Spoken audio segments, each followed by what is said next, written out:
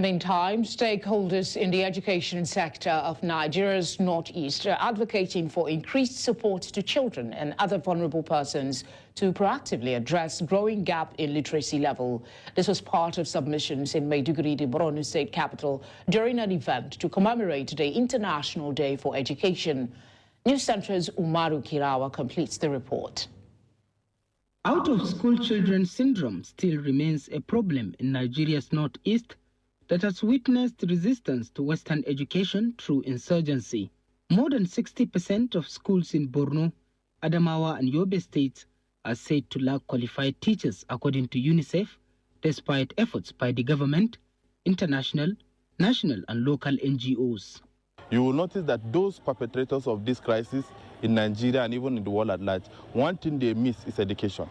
We know that they stand firm against education. That is why their target soft spots are children and women. All stakeholders need to come together to have a holistic approach and a holistic way of addressing the problem.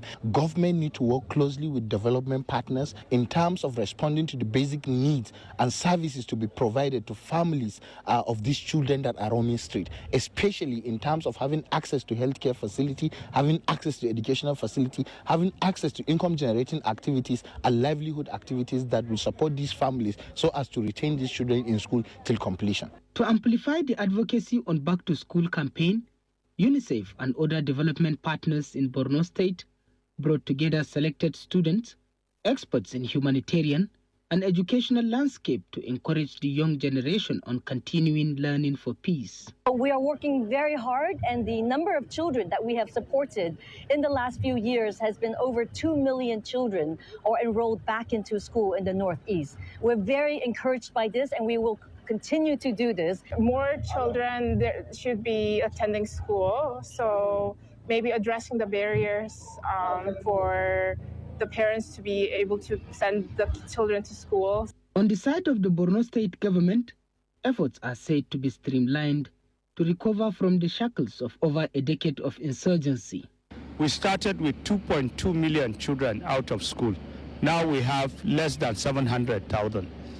We started with 5,000 classroom infrastructure destroyed.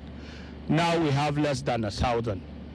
And we started with all schooling, no schooling at all, then schooling within Maiduguri Township.